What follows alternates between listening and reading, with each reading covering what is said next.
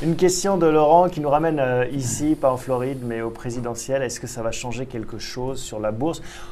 Depuis quelques années, on voyait que la politique française hexagonale n'intéressait plus du tout les marchés, quels que soient les résultats. Ça suivait son cours. Est-ce que là, il y a un enjeu particulier? Est-ce que ça risque de créer des opportunités dans un sens ou dans l'autre? Moi, j'ai bien peur qu'on soit dans une hyper-fiscalisation de toute façon, quelle que soit la partie élue. On a une tendance à, justement, comme on a une dette élevée et le besoin de rembourser cette dette, il y a une tendance à l'hyper-fiscalisation des revenus du patrimoine.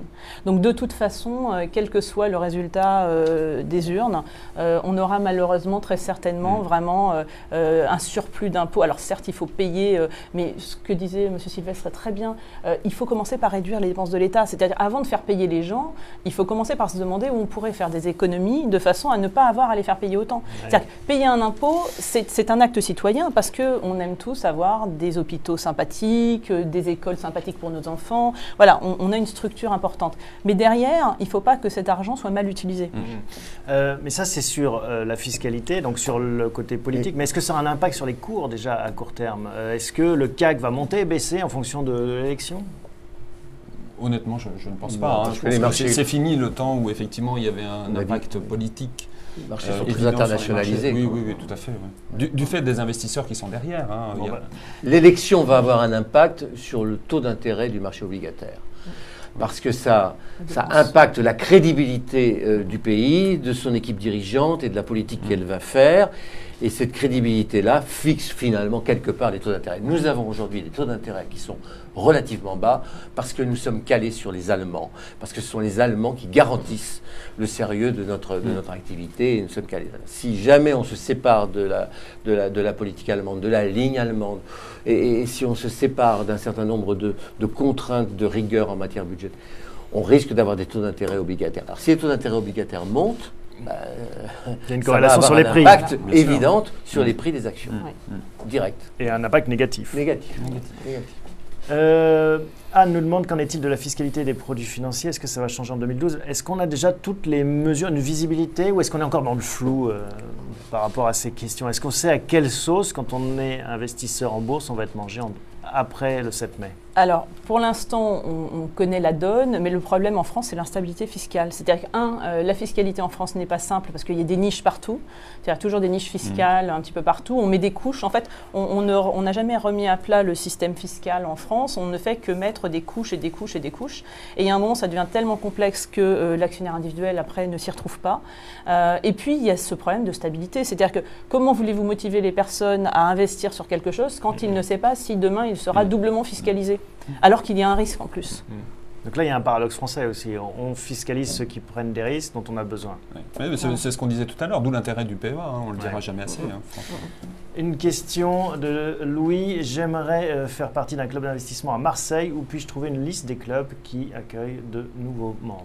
Alors, la FFCI ne communique pas de liste des clubs parce que ça serait un manque de transparence. Non, c'est la confidentialité des personnes. Vous imaginez si on mettait sur Internet la liste de tous les clubs d'investissement. Louis, alors à Marseille. En fait, il nous écrit sur le site ffci.fr. Il a une bourse des équipiers. On a mis une bourse des équipiers où il peut présenter sa candidature avec son profil, ce qui peut amener un club. Parce qu'il faut savoir que les clubs recrutent peu de membres parce qu'une fois qu'ils vivent bien ensemble, c'est une alchimie, un club, une alchimie de personnes qui s'entendent bien. Donc faire rentrer un nouveau, c'est plus dur. C'est toujours un risque. Donc c'est toujours plus facile de recréer un club avec 5 personnes. D'accord. Louis, alors il faut créer votre club. L'adresse du site ffci.fr. FFCI. Vous trouvez des équipiers à Marseille sur le site ffci.fr. Et en plus, on a des correspondants animateurs à Marseille qui sont des jeunes retraités bénévoles super punchy qui l'aideront à faire ça.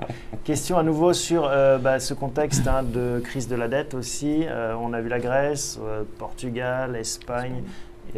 L'Italie semble aller mieux. Est-ce que la France est menacée? Une question plus globale, ça c'est peut-être Jean-Marc qui a des visions là-dessus. Est-ce que finalement la France... Oui, bien sûr que la France est menacée. Elle est menacée. La France est aujourd'hui à un niveau de dette de 80% de son PIB. Si rien n'est fait, on sera à 90% l'année prochaine. À 90%, ça dépend du taux d'intérêt, mais c'est le moment où vous empruntez pour payer vos intérêts. Hein. Vous êtes obligé d'emprunter. On est déjà aujourd'hui dans cette situation. C'est-à-dire qu'on emprunte de l'argent pour payer les intérêts des emprunts précédents. Donc oui. Bon, et c'est ce que vous disiez tout à l'heure aussi sur le fait qu'à partir du moment où on a moins de rigueur budgétaire, les agences de notation dégraderont la note de la France et donc on empruntera plus cher. Et si on emprunte plus cher, on aura plus de mal à emprunter. Plus on a de mal à emprunter, plus il faut payer cher. Et ça, c'est un petit peu un cercle vicieux. Donc la maîtrise des dépenses, elle est quand même fondamentale dans ce pays. Une question avec cette difficulté, c'est que vous ne pouvez pas non plus aller trop loin dans la politique de rigueur, sinon vous asphyxiez complètement l'économie, ce qui se passe en Grèce ou ce qui se passe en Espagne aujourd'hui. C'est que vous êtes aujourd'hui partagé entre la nécessité de redresser la barre et de mourir asphyxié, ou alors de mourir en overdose de crédit. Donc vous n'avez pas la mort subite ou la mort lente. C'est quand même un peu compliqué. Vaste dilemme. Une question d'Hugo, très concrète. Je dispose de 50 actions Veolia achetées 32 €. Que faire quand elles ne cotent plus que 9 €? Au-delà de cette question, il y a quand est-ce qu'il faut vendre, se couper un bras, on dit. Est-ce qu'il vaut mieux se couper un doigt qu'un bras?